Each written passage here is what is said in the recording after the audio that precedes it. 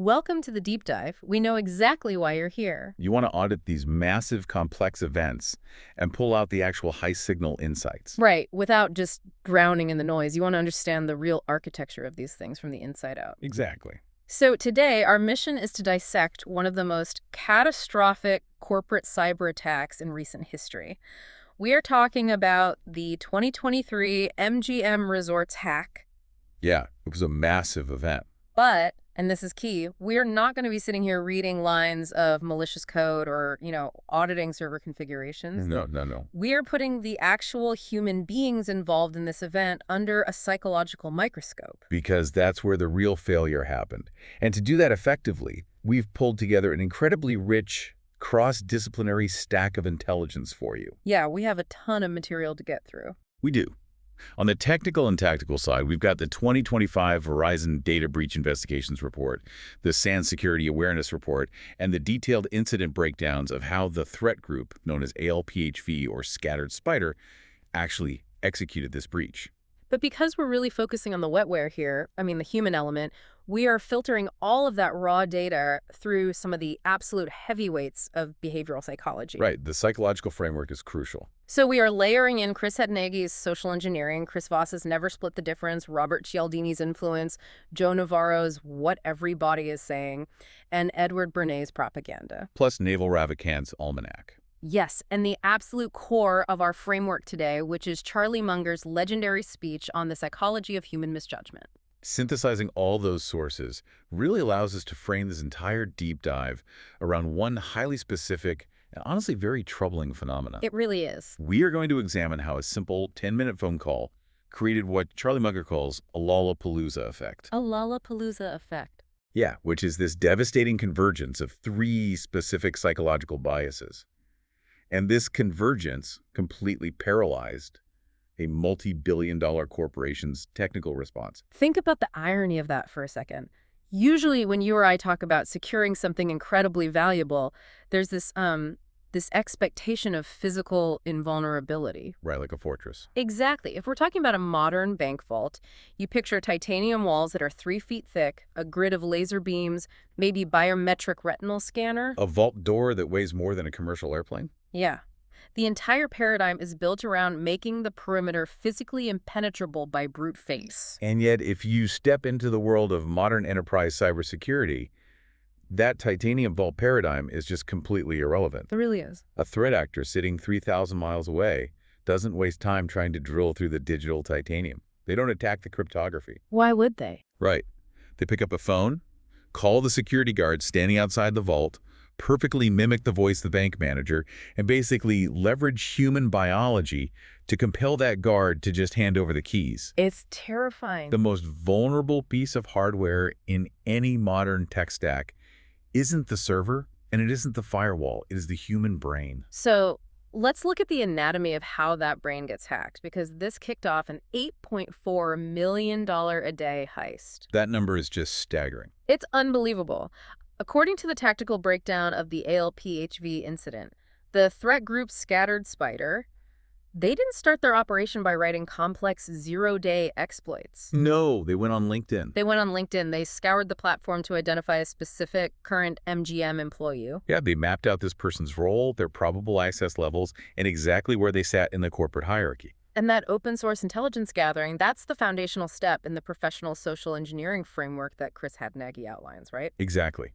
They're profiling a human target, not a system vulnerability. Yeah. Once they have that detailed profile, they impersonate the employee, call the MGM IT help desk, and initiate a phishing or voice phishing attack. And within a 10-minute conversation, just 10 minutes, they acquire administrator privileges to MGM's Okta and Azure tenant environments. 10 minutes to own the kingdom. Okay, let's unpack this.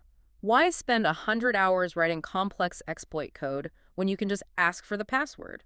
Well, the economics of modern cybercrime heavily dictate that approach. Yeah. You have to look at the hacker's return on investment, or ROI. Right, the ROI. Software vendors have spent the last 2 decades aggressively hardening their environments. Breaking into a modern Azure infrastructure using sheer technical brute force is just prohibitively expensive. And it's loud, right? Like highly noisy. Very noisy. It takes time, and you'll probably get caught. So the path of least resistance is almost always the human managing the system. Which is exactly what the data shows. Yes, the 2025 Verizon DBIR data reflects this reality perfectly. It shows that the human element continues to be a factor in roughly 60% of all breaches. 60%. Yeah, and furthermore, the DBIR notes that breaches involving third-party environments like Okta, which handles identity and access management, have doubled from 15% to 30%. Wow. If an attacker compromises the human holding the keys to the identity management kingdom, they own the entire ecosystem. Which brings up the actual mechanism of the attack itself, right? The phone call. Yeah, phishing. The 2025 SAN Security Awareness Report explicitly warns about the increasing sophistication of phishing.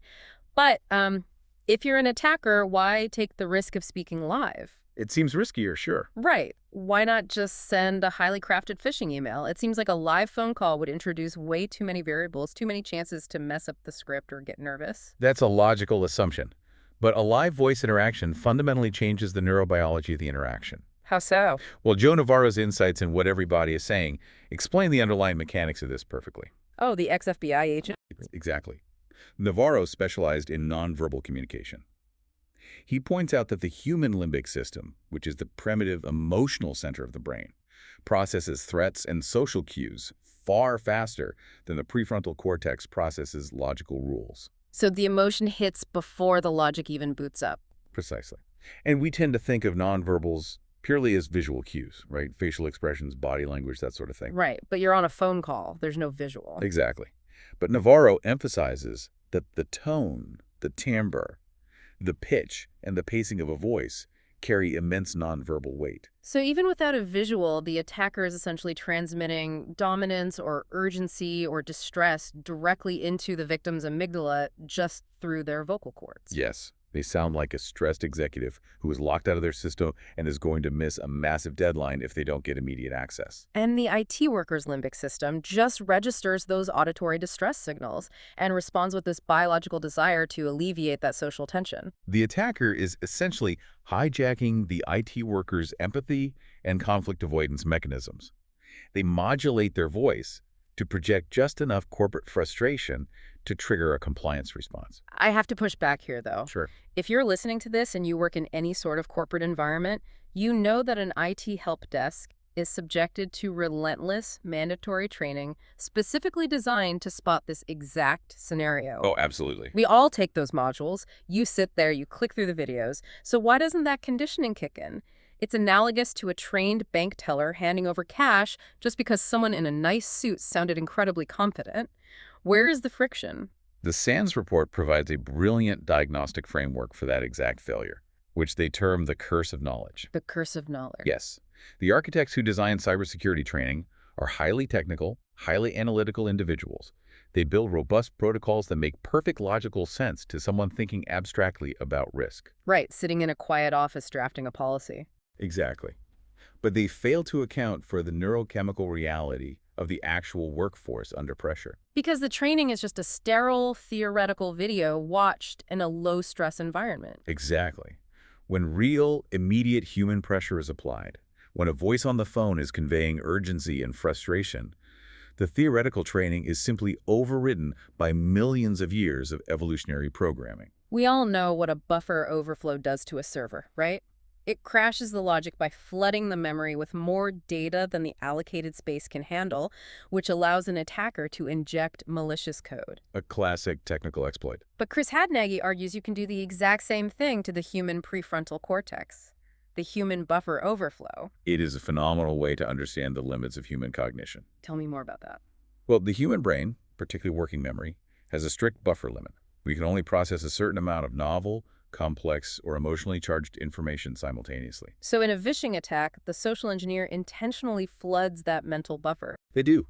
They inject a complex pretext, layer on false urgency, and introduce the fear of negative corporate consequences. It's like, I'm going to tell your boss if you don't fix this right now. Exactly. The IT worker's cognitive capacity maxes out, the analytical program essentially crashes, and in that momentary gap of confusion, the hacker injects the command, reset my password. This maps flawlessly onto Daniel Kahneman's behavioral economics model, which Chris Voss leverages heavily in his negotiation strategies. System 1 and System 2. Yes, the human mind operates on two distinct systems. System 2 is slow, deliberative, logical, and analytical. This is the system that remembers the corporate cybersecurity training. But System 1 is fast, instinctive, automatic, and highly emotional. Right, and a 10-minute vishing call isn't designed to debate System 2. It is engineered to forcefully drag the IT worker down into the reactive state of System 1. You cannot execute a human buffer overflow if the target remains calmly anchored in their analytical System 2. The entire architecture of the hacker's approach, the tone, the pacing, the manufactured crisis, is a deliberate mechanism to trigger System 1. And once that IT worker is trapped in that fast, emotional state, they are completely exposed to the first of Charlie Munger's cognitive biases. So let's look at Munger's framework. He cataloged 25 tendencies of human misjudgment. And the very first one that gets weaponized in this 10-minute call is the doubt avoidance tendency. What's fascinating here is how perfectly this maps to evolutionary biology. Right, because doubt is not just an intellectual state. It is a physiologically uncomfortable, highly dangerous state. If our ancestors on the savannah heard a rustle in the tall grass and stood there experiencing doubt, trying to analytically determine if it was a lion or a breeze, they were removed from the gene pool. Yeah, hesitation historically equaled death. Evolution ruthlessly favored the brains that made immediate, impulsive decisions to resolve the tension of doubt. Munger argues that the human brain is hardwired to rapidly eliminate doubt at almost any cost. So transpose that ancient limbic wiring into a modern corporate IT help desk. Right. The worker receives a call from someone claiming to be a locked-out employee. The worker immediately experiences doubt. Is this really the employee? Are they actually facing a crisis? Will I be reprimanded if I delay their access? And that doubt generates immense psychological friction. It physically feels bad, the stress hormones start elevating, and to escape that unbearable tension, the brain seeks the fastest possible resolution. The IT worker, already flooded by the buffer overflow and trapped in System 1 thinking, feels the crushing weight of that doubt. So they rush to a decision, they grant the access or initiate the password reset, not because they've analytically verified the caller's identity through secondary channels, but because taking action instantly relieves the psychological pressure of the interaction. They literally cure their own discomfort by capitulating to the hacker. That is so wild. An attacker isn't fighting the firewall. They are weaponizing the victim's own biological imperative for cognitive comfort. But the attack doesn't end with that initial capitulation, does it? No. Once the hacker maneuvers the IT worker into taking that first tentative step, looking up the account, initiating the protocol, a second, even more powerful psychological trap snaps shut. This is where we bring in Edward Bernays and the illusion of authority. We have to remember the specific tactical detail from the ALPHV breakdown. Right. Scattered Spider didn't call the help desk claiming to be an external vendor or a random person. They used their LinkedIn recon to wear the skin of a specific, trusted insider. They assumed an identity that already held social capital within the organization's tribe. And Bernays' foundational text, Propaganda, observes that the group mind doesn't think in the strict analytical sense. It operates on impulses, habits, and established social hierarchies. The very first impulse of the group mind is to follow the example or the request of a trusted leader or a recognized insider. By wearing the mask of an actual employee, the hacker bypasses the perimeter defenses of the IT worker's skepticism. They are speaking from within the trusted circle. Robert Cialdini's concept of automaticity really explains the mechanics of how that trust is exploited. Yes, in his book, Influence. He talks about these click word tapes. Modern corporate life is simply too complex, and the volume of decisions is too high for anyone to evaluate every single interaction analytically. We would be completely paralyzed. Exactly. So we rely on heuristics, mental shortcuts. Certain trigger features in our environment act like the play button on a tape recorder. The IT worker hears a recognizable corporate name. They process an authoritative insider tone of voice. That's the click. The trigger is pulled, and immediately, the deeply ingrained compliance tape begins to play word. The brain just automatically executes the help the colleague script. But imagine we are 5 minutes into this 10-minute vishing call. Okay, picture it. The IT worker is running the script, but perhaps the caller hesitates on a security question, or their explanation for why their multi-factor authentication device is missing sounds slightly contrived. A red flag goes up. The IT worker feels a twinge of suspicion. Why don't they just stop? Why don't they pause the process, put the caller on hold, and verify the request through an out-of-band channel like a Slack message to the employee's manager? Here's where it gets really interesting, because doing so would trigger Charlie Munger's second bias, the inconsistency avoidance tendency. Munger observed that humans possess a profound, almost pathological resistance to changing a course of action once it has begun. We have this deep psychological need to appear consistent in our actions, our statements, and our social roles. If we commit to helping someone, breaking that commitment halfway through generates massive cognitive dissonance. Think about the immense social friction required for that IT worker to hit the brakes 5 minutes in. It would be huge. They've already greeted the caller as a colleague. They've already validated the caller's manufactured urgency. They've begun the technical process of resetting the credentials. To suddenly stop, change their tone, and essentially accuse this colleague of being a fraud is socially excruciating. It requires the IT worker to admit they were fooled for the first 5 minutes. Yes, it requires a tremendous amount of willpower to shatter the helpful persona they've already established. It's basically the sunk cost fallacy applied to social interactions. Completely. It is psychologically and emotionally easier to simply put your head down, ignore the subtle inconsistencies, and finish the password reset. The inconsistency avoidance tendency locks them in. They become trapped by their own desire to be seen as a consistent, reliable team player. The hacker uses the victim's own professionalism and politeness as the very chains that bind them to the attack. Doubt avoidance gets the ball rolling by forcing a rapid, poorly calibrated decision. And inconsistency avoidance ensures the IT worker remains on the tracks even if they spot a warning sign.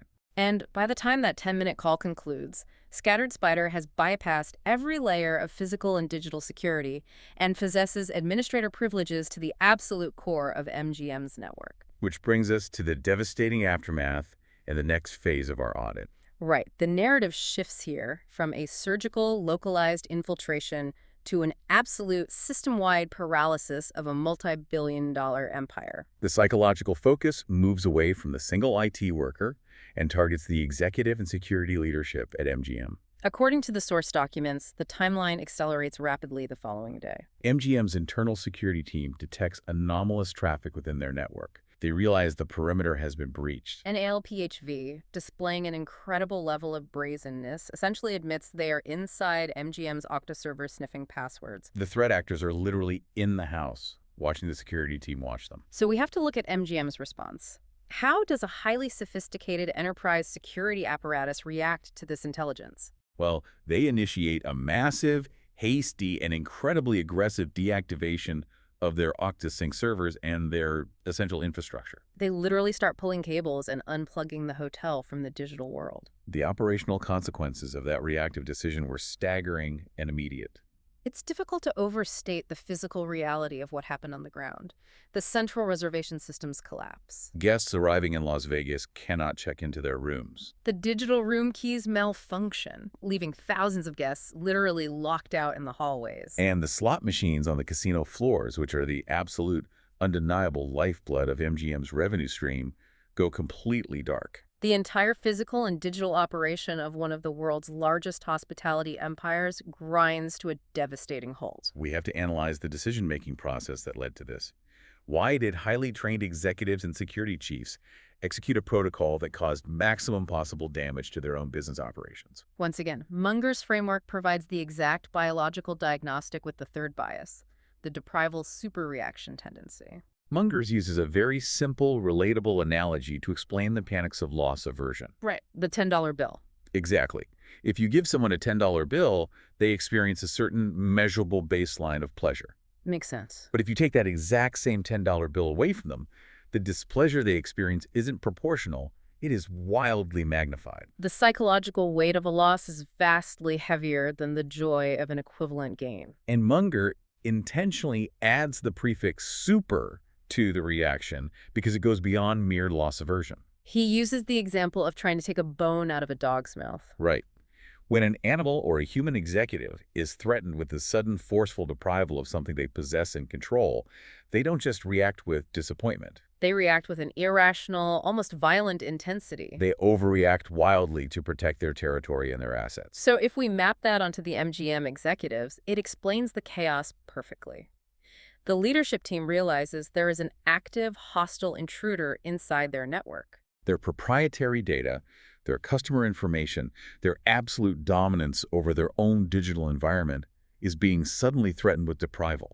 The psychological terror of losing control triggers a profound deprival superreaction. The analytical System 2 approach would be a measured, surgical isolation of the affected servers while keeping the core business running. Instead, driven by the intense fear of loss, they default to a scorched earth panic response. They literally burn the village to save it. The intense neurochemical fear of the hackers exfiltrating data drove the leadership to inflict massive, self-directed business interruption upon themselves. It's exactly like realizing there's a burglar in your living room, so you decide the best course of action is to burn down your own house to ensure they don't steal your television.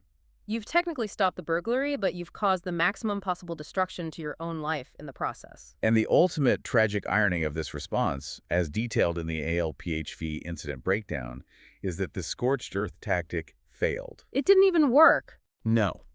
Even after MGM voluntarily shut everything down, paralyzing their own hotels and bleeding millions in revenue, ALPHV still managed to successfully deploy ransomware to over 100 ESXi hypervisors. So they burned the house down and the burglar walked out with the television anyway. Exactly.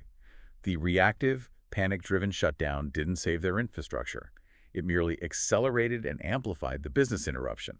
They did the hacker's job for them. This connects flawlessly to the macro trends identified in the Verizon DBIR. Yes, the report specifically highlights business interruption events, or BIRs, as the massive new frontier in cyber risk. If you look at cyber insurance payouts, they aren't just covering the cost of stolen data or credit card monitoring anymore. No, the massive, crippling financial losses stem from the business being completely interrupted. In MGM's case, that self-inflicted interruption cost them an estimated $8.4 million every single day the systems were down. Every single day. We now have all the psychological pieces on the board. We've traced the timeline from a single 10-minute phishing call to a total corporate shutdown. And this brings us to the central thesis of our audit. The specific phenomenon that Munger warned about, which is the Lollapalooza effect.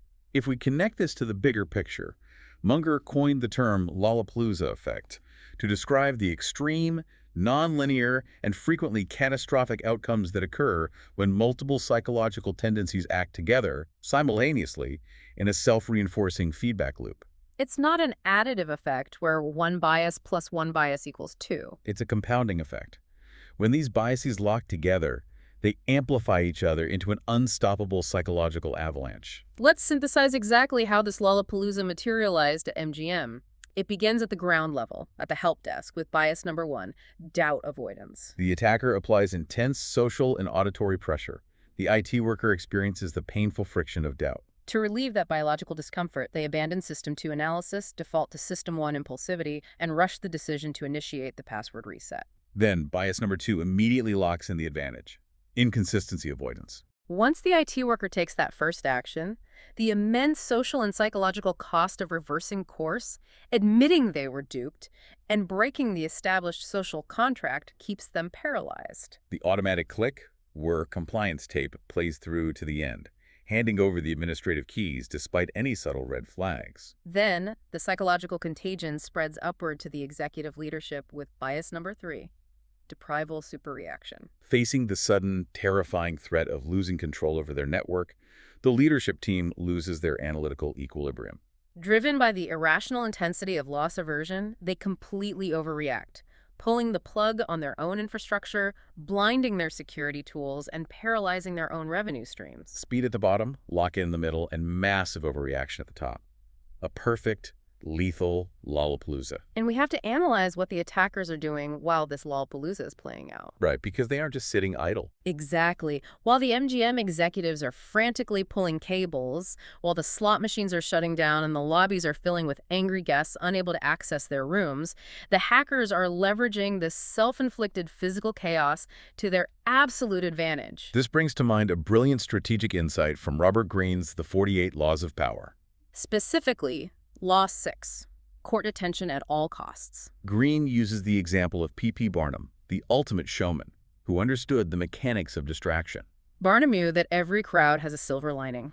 If you can create a massive spectacle, if you can force your target to focus all their attention on a chaotic crowd, you gain incredible operational freedom in the shadows. The physical chaos of the shutdown hotel became the ultimate smokescreen. The hackers anticipated the deprival super reaction. They knew the executives would be frantically focused on the crowd, the media fallout, the angry guests, the dead slot machines. While MGM's entire organizational attention was consumed by the physical spectacle they themselves had created, Scattered Spider was quietly operating in the background, using the distraction to finalize their ransomware deployment on those 100 hypervisors. MGM provided the exact cover the hackers needed to complete the mission.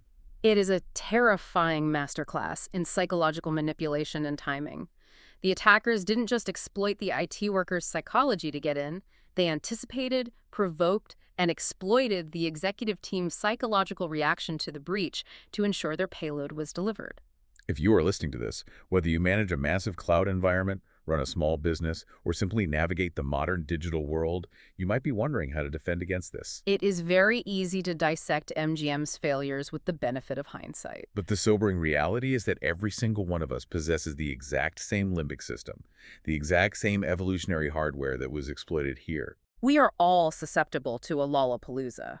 So what does this all mean for you, the listener? How do we actually upgrade our cognitive operating system to defend against these biological overrides? For the solution, we have to turn to Naval Ravikant's philosophy on modern work, as detailed in the Almanac of Naval Ravikant.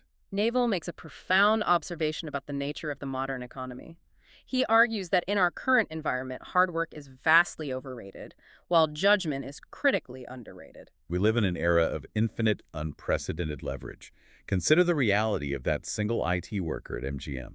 You have one individual earning a standard corporate salary who holds the literal digital keys to a multi-billion-dollar enterprise environment. That is immense, almost incomprehensible leverage. And when you operate in a high-leverage environment, a tiny 10-minute lapse in judgment doesn't just create a small problem.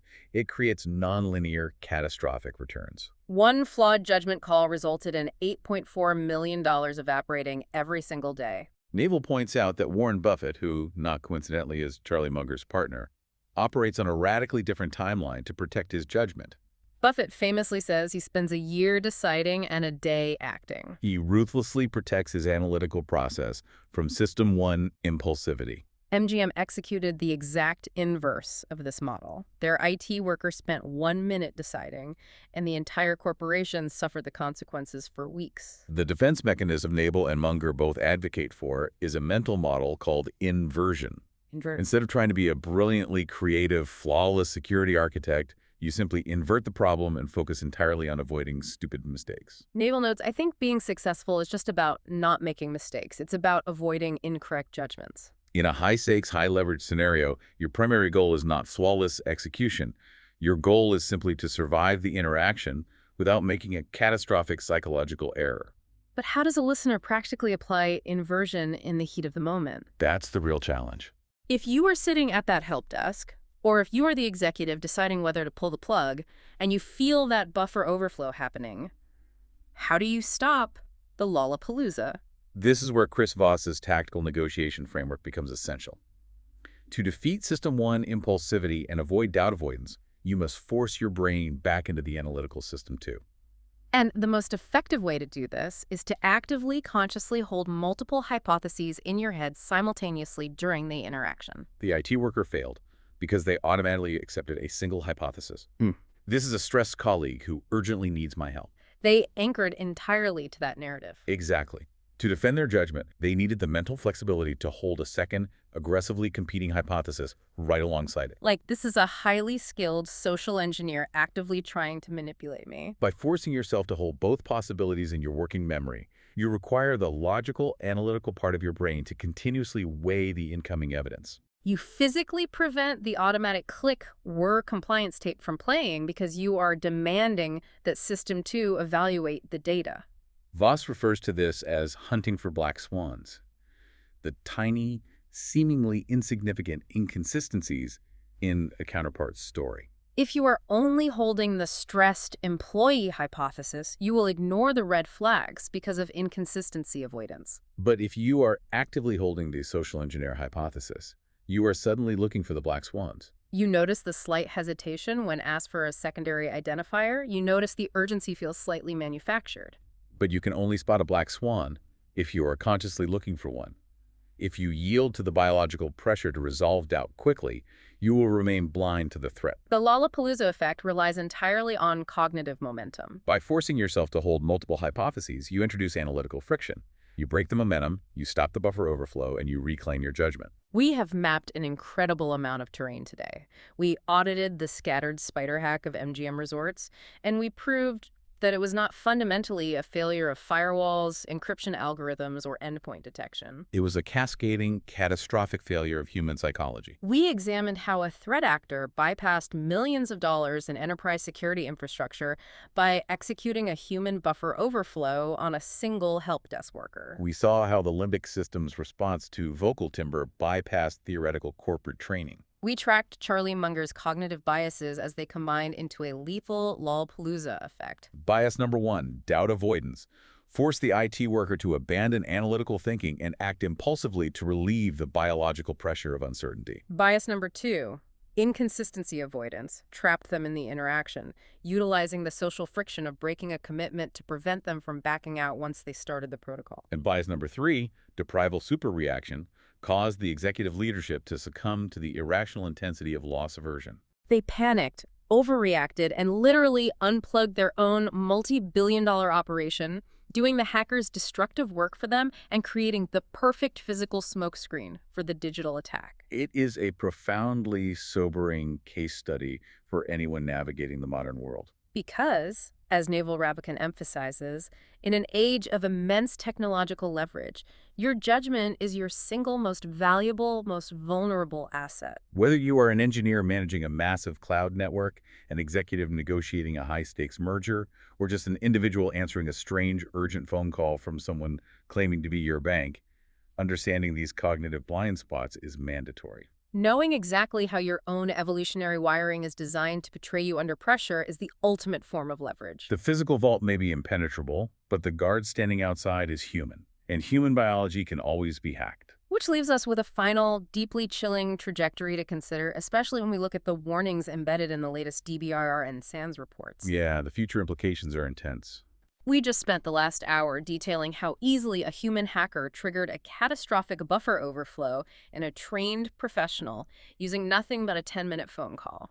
They leveraged the subtle tone of their voice, the pacing of their breath, and manufactured social tension to manipulate the victim's limbic system and bypass their logical defenses. Now, factor in the explosive exponential rise of generative AI and perfect, indistinguishable voice cloning technology. It changes everything. If the ultimate unstoppable hack relies entirely on our fundamental psychological hardwiring, our innate biological desire to trust a familiar voice, our deep evolutionary fear of loss, our automatic click-work compliance to authority, and machines can now mathematically simulate the exact human timbre, pitch, and emotion required to trigger those ancient limbic responses flawlessly, well, the only way to secure the future of our digital infrastructure requires us to stop trusting our own human senses entirely.